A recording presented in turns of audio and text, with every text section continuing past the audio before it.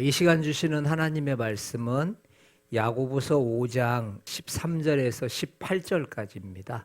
너희 중에 고난당하는 자가 있느냐? 그는 기도할 것이요. 즐거워하는 자가 있느냐? 그는 찬송할지니라. 너희 중에 병든 자가 있느냐? 그는 교회의 장로들을 청할 것이요. 그들은 주의 이름으로 기름을 바르며 그를 위하여 기도할지니라. 믿음의 기도는 병든 자를 구원하리니 주께서 그를 일으키시리라. 혹시 죄를 범하였을지라도 사하심을 받으리라. 그러므로 너희 죄를 서로 고백하며 병이 낫기를 위하여 서로 기도하라. 의인의 간구는 역사하는 힘이 큼이니라. 엘리야는 우리와 성정이 같은 사람이로되 그가 비가 오지 않기를 간절히 기도한즉 3년 6개월 동안 땅에 비가 오지 아니하고 다시 기도하니 하늘이 비를 주고 땅이 열매를 맺었느니라. 아멘. 야고보서 마지막 장을 결말 지으면서 여러분과 저에게 주는 메시지는 기도는 믿음의 기도를 하여야 된다라는 겁니다. 그러니까 야고보서에서는 기도의 종류가 많이 나옵니다. 의심하는 기도도 나오고요. 또 정욕적인 기도도 나오고요.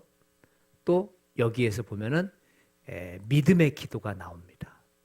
그러니까 이 믿음의 기도를 통하여서 지금 흩어져 있는 수많은 고난을 통해서 흩어져 있는 수많은 그리스도인들이 자칫 기도한다고 하면서 바른 기도를 하지 못할 때가 있으니까 이 고난 속에서 어려움 속에서 반드시 믿음의 기도를 하여야 된다. 그럼 이제 이런 질문이 생길 수 있죠. 아니 믿음으로 기도하지 않는 사람이 어디 있습니까? 저는 아무리 믿음으로 기도해도 응답이 오지 않습니다.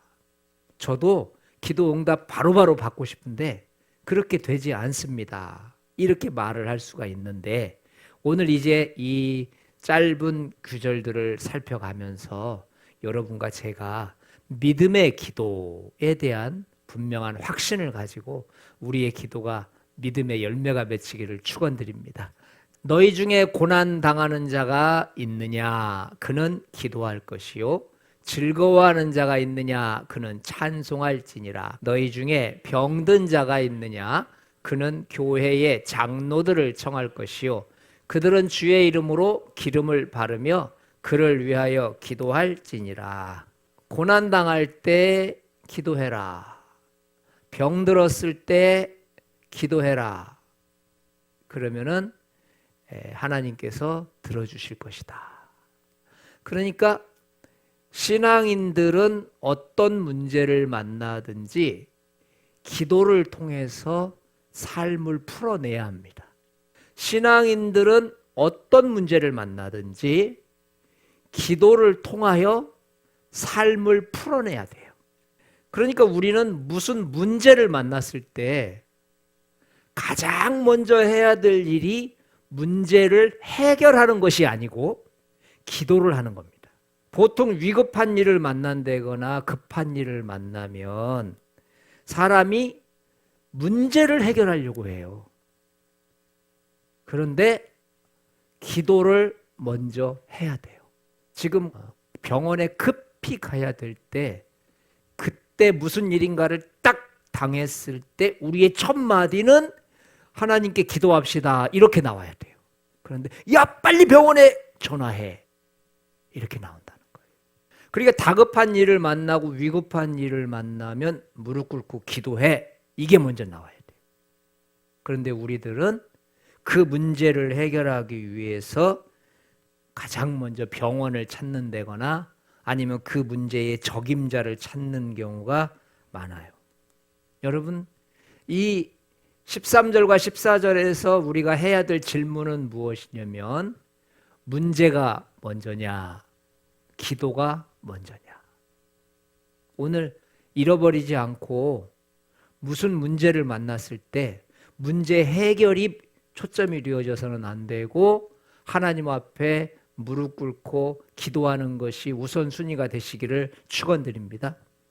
그래서 기도라고 하는 것은 여유 있을 때 하는 게 아니에요. 시간이 됐을 때 하는 게 아니에요. 아무리 급한 일을 만나고 아무리 위급한 일을 만나도 우리는 먼저 문제를 해결하기에 앞서서 기도로 나아가야 돼요.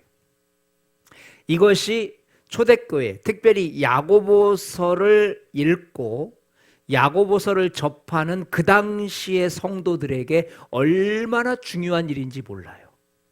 야고보서는 죽고 사는 문제였습니다.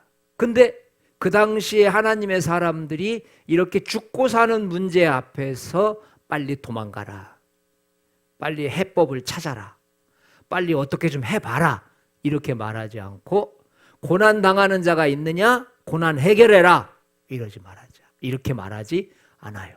병든 자가 있느냐? 빨리 의사 데려와라 이렇게 말하지 않고 그들은 아하, 문제가 발생했구나. 뭐 해야죠? 기도해야 됩니다.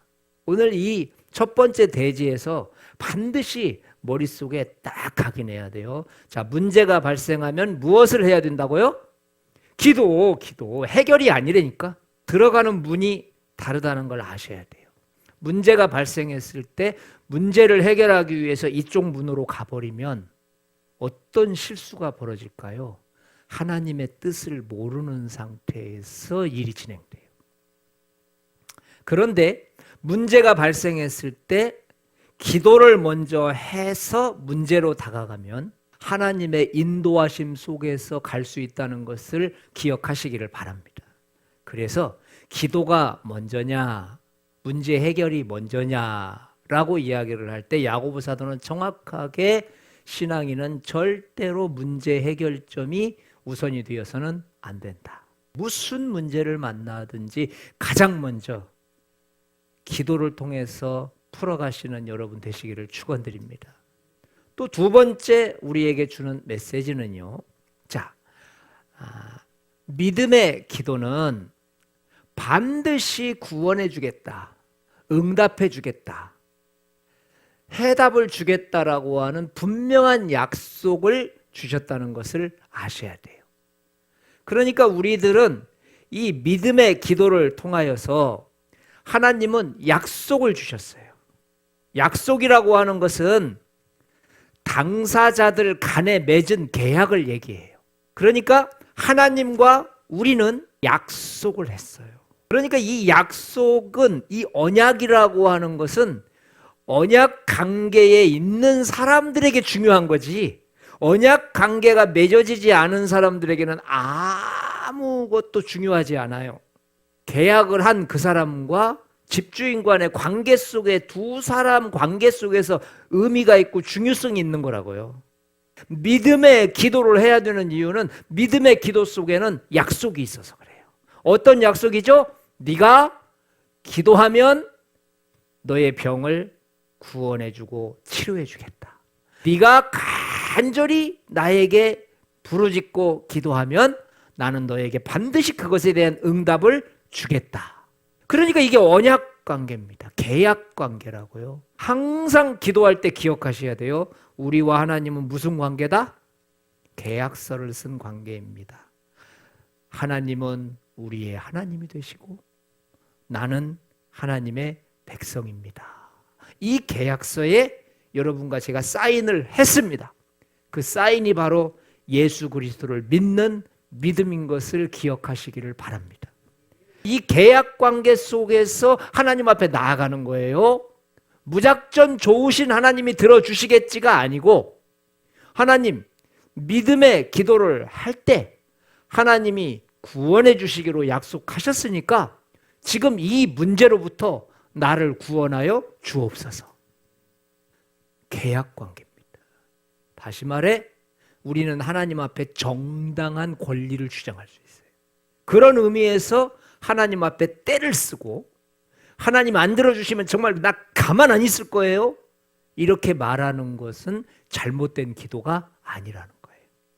언약을 신뢰하는 자에게 떼를 쓰는 것은 달라고 요청하고 간구하는 부르짖음이지 그것은 하나님 보시기에 잘못된 것이 아니라는 거예요.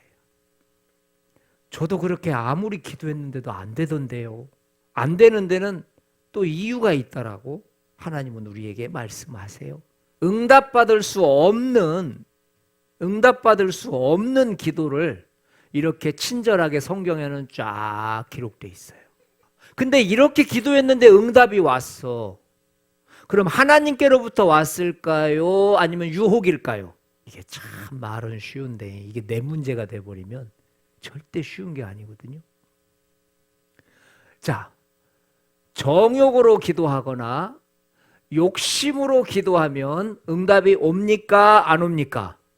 계약관계 속에서는 와요? 안 와요? 안 온다니까요. 이게 계약관계에 있는 사람들에게 필요한 거예요. 근데 하나님은 정욕이나 욕심에 사용하려고 했던 기도는 응답을 주시지 않는다라고 우리와 계약을 맺으셨어요.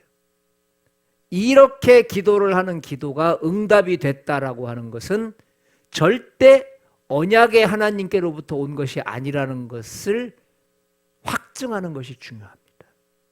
용서하지 않는 채 기도하는 것, 미움을 여기에 품고 있으면서 기도하는 것은 문제가 있다. 세 번째, 회개하지 않는 기도. 욕심과 정욕이 있는 상태에서, 미움이 있는 상태에서 그대로 하나님 앞에 나아가는 것을 회개하지 않는 기도라고 봐도 괜찮습니다. 회개가 뭐냐라고 하는 제가 그런 이야기들을 참 많이 해요. 그 크리스찬들이 가지고 있는 회개관, 이 관은 뭐냐면 잘못한 것을 하나님 앞에 아뢰다라는 뜻을 이해하고 있어요. 그래서 회개하라고 그러면 자꾸 잘못했대요. 자꾸 죄를 지어서 잘못했대요. 근데 회개의 원래 뜻은 잘못하는 것을 뉘우친다라는 뜻이 아니고 원래 있었던 자리로 되돌아간다라는 뜻이에요. 되돌아간다. 그러니까 하나님 앞에 회개합니다라고 하는 것은 원래 있었던 자리가 어딘데요? 하나님과 우리의 썸씽 관계, 깊은 관계에 있었던 러브 스토리 관계에 있었던 바로 그 관계가 원점입니다. 그런데 자꾸만 내 속에 욕심이 들어오고 내 속에 어떤 질투가 들어오고 내 속에 미움이 들어오다 보니까 하나님하고 좋은 썸씽의 관계였었는데 자꾸만 미움을 통해서 이쪽으로 유혹을 받아서 이제는 미워하는 자리에 서버린 거예요. 그런데 이 자리에서 회개한다라는 무슨 말이죠? 미움을 버린다, 정욕을 버린다. 그러면 거기까지가 회개냐? 아니라니까요. 미움을 버리고 정욕과 욕심을 버리고 내 방향은 어디를 향해야 되죠? 원래 있었던 원점으로 돌아가야 돼요. 그게 회개입니다. 그런데 그것이 우리들에게 되지 않으면 죄를 뉘우치다가 끝나요. 그런데 죄를 뉘우친다라고 하는 것은 삶의 변화가 일어날 수는 없어요. 그래서 하나님께서 말씀하시는 죄는 특별히 죄의 문제를 해결해 주신다라고 하실 때는 뉘우치는 것을 말하는 게 아니고 원점으로 돌아가는 것을 말합니다. 우리가 하나님께 돌아갈 수 있기를 축원드립니다. 하나님의 뜻에서 벗어난 기도 중요한 거예요. 중요한 거예요. 사실은 욕심을 빼고 미움을 빼고 이런 걸 다 몸속에서 빼야 내 속이 깨끗해져 가지고 하나님 뜻에서 벗어나지 않는지를 알 수가 있어요. 아담과 하와가 선악과를 따먹고 하나님 앞에 범죄했는데 아담과 하와가 사탄에게 유혹을 받고 먹음직도 하고 보암직도 그 유혹을 받은 상태에서 자신이 하나님의 뜻대로 행했는지 안 행했는지를 알 수 없는 거예요. 그러니까 실제적으로 하나님의 뜻에서 벗어난 기도다라고 하는 것은 회개하지 않는 기도다라는 말과 비슷한 얘기예요. 믿음이 없는 기도는 응답될 수 없다. 믿음의 대상이 누구시죠? 하나님이시고 하나님 말씀이세요. 그런데 우리가 믿음의 대상을 신뢰하고 확증해야 돼요. 믿음의 대상을 신뢰해야 된다고. 그냥 하나님 기도합니다. 이게 기도가 아니고 그 기도를 받으시는 그 하나님을 전적으로 신뢰해야 돼요. 이 신뢰한다라는 말이 믿음이란 얘기니까. 그러니까 여러분, 믿음 없이 기도하는 것은 습관적인 기도고, 자기가 기도하면서 에이 응답 안 올 거야 신뢰하고 있지 않는 제 모습, 자기 모습을 봐야 돼요. 아, 내가 지금 주님을 신뢰하지 않으면서 의심하면서 지금 기도하고 있구나라는 것을 이해해야 돼요. 의심을 품는 기도, 감사가 없는 기도, 여기서 서로 화해가 일어나지 않는 기도, 서로 뭔가 관계가 불편한 상태라고 하는 것은 그 사람과 나와의 문제가 아니라는 것을 이해하는 게 중요해요.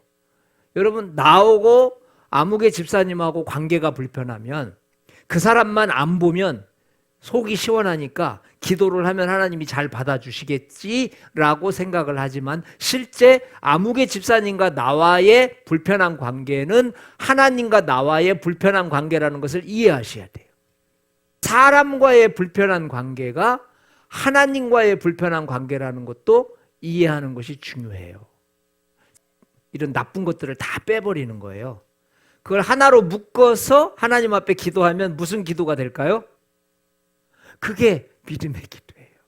그러니까 믿음의 기도라고 하는 것은 간절한 기도 제목을 믿음으로 드린다라는 뜻이 아닙니다. 믿음의 기도는 내가 지금 기도 제목이 많아, 지금 간절히 사모하면서 기도해야 돼, 이것을 내가 믿음으로 드릴 거야, 이것을 믿음의 기도라고 이해하면 안 돼요. 믿음의 기도는 여기 있는 이런 것들을 내 몸속에서 사라지게 한 상태에서 하나님을 신뢰하는 것을 믿음의 기도라고 해요.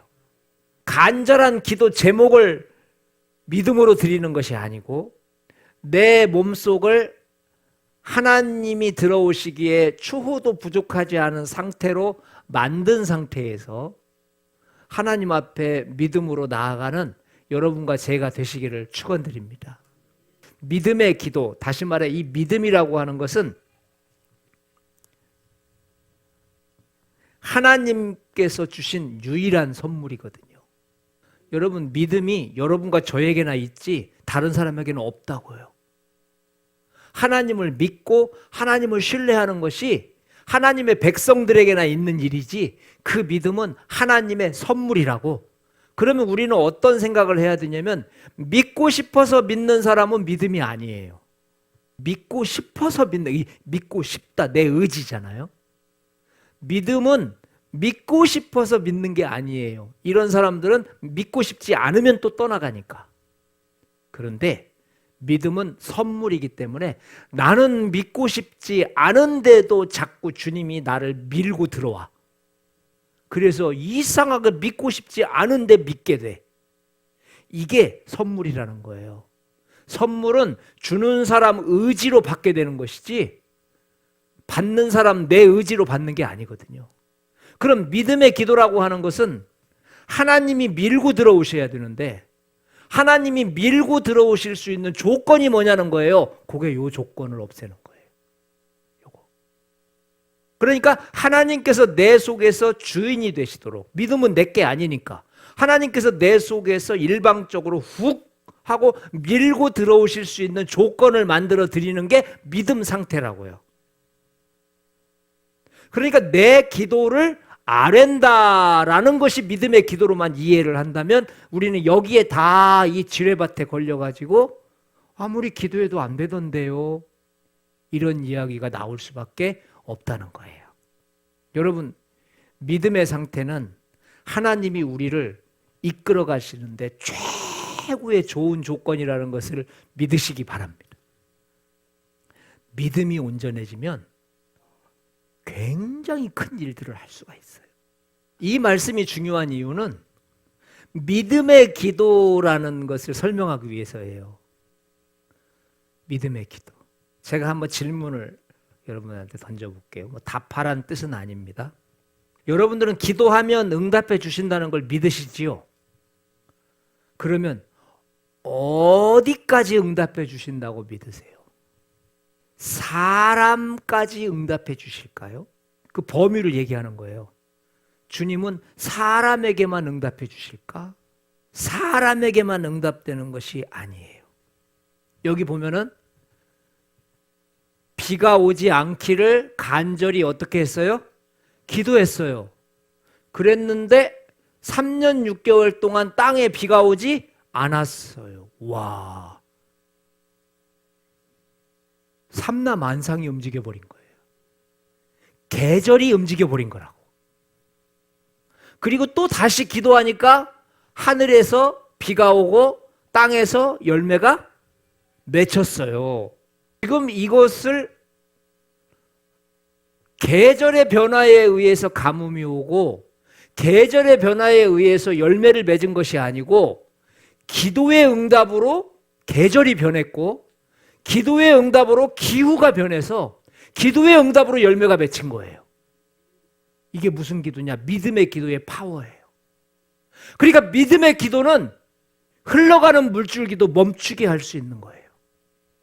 믿음의 기도는. 그러니까 저건 안 될 거야. 그런 말 자체가 의미가 없어요. 그래서 믿음의 기도는 어떤 생각을 해야 되냐면 하나님의 뜻이 머무는 곳에 응답이 있습니다. 그러니까 믿음의 기도는 하나님의 뜻이 머무는 곳까지 역사가 일어나요. 나사로가 죽은 자 가운데서 살아났거든요. 왜 살아났죠? 하나님이 나사로를 살릴 마음이 있으셨던 거예요. 민수기서 22장 28절을 제가 읽을게요. 여호와께서 나귀의 입을 여시니 발람에게 이르되 내가 당신에게 무엇을 하였기에 나를 이같이 3번이나 때리십니까? 누가 하는 소리? 나귀 새끼가. 동물이. 어떻게 이런 게 있을 수 있어요? 믿음의 기도는 그게 가능합니다. 홍해가 쫙 갈라졌대요. 홍해가 갈라졌대요. 바다가 갈라졌대요. 일반 기도는 안 됩니다. 근데 믿음의 기도는 하나님의 뜻이 그곳에 머무르는 그 순간 홍해가 갈라집니다. 그러면 믿음의 기도는 결국 하나님의 역사가 있는 거예요. 나는 기도 응답을 받을 수 없어요 라고 말하는 것 자체가 하나님과 우리의 언약 관계가 깨진 거예요. 깨진 거예요. 여러분, 우리들이 이 믿음의 기도를 했던 이 엘리야의 모습을 왜 야고보 사도가 여기에 기록해 놨을까요?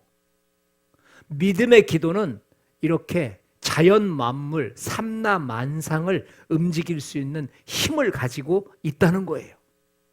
하나님의 뜻이 머무는 곳까지 내 기도의 능력이 간다는 것을 기억하시기를 바랍니다. 정욕으로, 욕심으로, 탐욕으로 꽉 차 있어. 하나님 여기인데 여기를 보고 있어. 하나님의 뜻이 느껴질까요? 안 느껴질까요? 안 느껴지는 거예요. 그래서 욕심이 있다거나 탐심이 있다거나 미움이 있는 상태에서는 믿음의 기도를 할 수가 없어요. 하나님을 한 번도 의심한 적이 없어. 하나님이 반드시 그렇게 주실 것을 믿었어. 근데 결과를 보니까 그렇게 안 됐어. 그럼 내가 믿음이 분명히 믿었는데 왜 결과는 엉뚱하게 응답이 안 왔을까? 무엇이 문제냐는 거예요. 믿음의 기도는 응답을 위한 기도가 아니고 하나님의 뜻을 구하기 위한 기도입니다. 믿음의 기도는 응답을 위한 기도가 아니라고. 만약에 믿음의 기도를 응답을 위한 기도로 해버리면 하나님을 시험하는 게 되는 거예요. 믿음의 기도는 하나님의 뜻을 구하는 기도라고. 그래서 야고보 사도는 자꾸만 의심하는 기도하지 마라. 하나님을 테스트하지 말라는 거예요. 정욕적인 기도하지 마라. 욕심 부리지 말라는 거예요. 그것은 기도가 아니라는 거예요. 신앙인은 모든 문제를 기도로 풀어내야 합니다. 아멘. 네. 신앙인은 문제를 만났을 때 문제를 해결하려고 하면 안 되고 기도를 먼저 해야 돼요. 믿음의 기도는 응답 주신다는 분명한 약속을 주셨습니다. 그럼 믿음의 기도가 되게끔 해야 되겠죠? 욕심, 탐욕, 정욕을 내려놔야 되겠죠? 내 마음속에 미워하고 시기하고 질투하고 내려놔야 되겠죠? 그러면 이런 질문이 생길 수 있어요. 그러면 내가 하나님 뜻인지 아닌지 어떻게 알죠? 내가 기도하는 게 내 욕심인지 하나님 뜻인지 우리 압니까? 모릅니까? 안 되니까요. 모르면 안 되죠. 그 안에 성령님이 안 계신 건데. 그래 기도하면서도 찔려. 근데도 얻고 싶으니까 자꾸 하게 돼. 근데 그것을 내려놓으세요. 그거 내려놓는다고 못 갖는 거 아니에요. 우리가 가지고 있는 잘못된 생각 중에 하나가 뭐냐면 욕심 내려놓으면 그거 못 갖는 줄 알아. 주님은 더 좋은 거 주세요. 할렐루야. 욕심을 내려놓으면 그거 뺏기는 줄 안다고. 절대 주님 그런 분 아닙니다. 믿음의 기도는 능력이 나타나는데 하나님의 뜻이 머무는 곳까지 확장됩니다. 할렐루야. 그러면 나귀 새끼가 말도 하는 거예요. 죽은 나사로가 뻘떡 일어나기도 하는 거예요. 그 믿음의 기도라는 건 하나님의 뜻이 있으면 그게 역사가 나타나요. 그러니까 기도가 아니죠. 믿음의 기도가 하나님의 뜻과 일치하기 때문에 하나님은 그 일을 행하시는 겁니다. 자, 기도는 사람에게만 적용되는 게 아닙니다. 무슨 말이겠어요?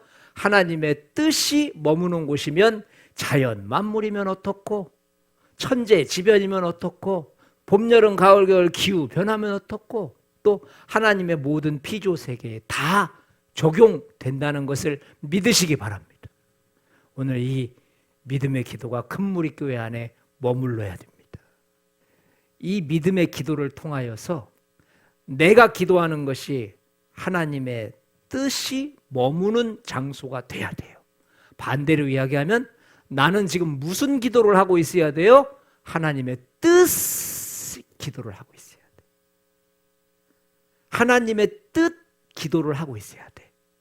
그러면 우리들은 100번 기도해도 100번 응답이 오고 지금 기도해도 1초 후에 응답이 온다는 것을 확실하게 믿으시기를 축원드립니다. 오늘 함께 기도하시면서 하나님 믿음의 기도 하겠습니다. 다 내려놓고 하나님께 돌아가서 하나님이 원하시는 기도 하겠습니다. 기도하는 착한 여러분과 제가 되시기를 축원드립니다.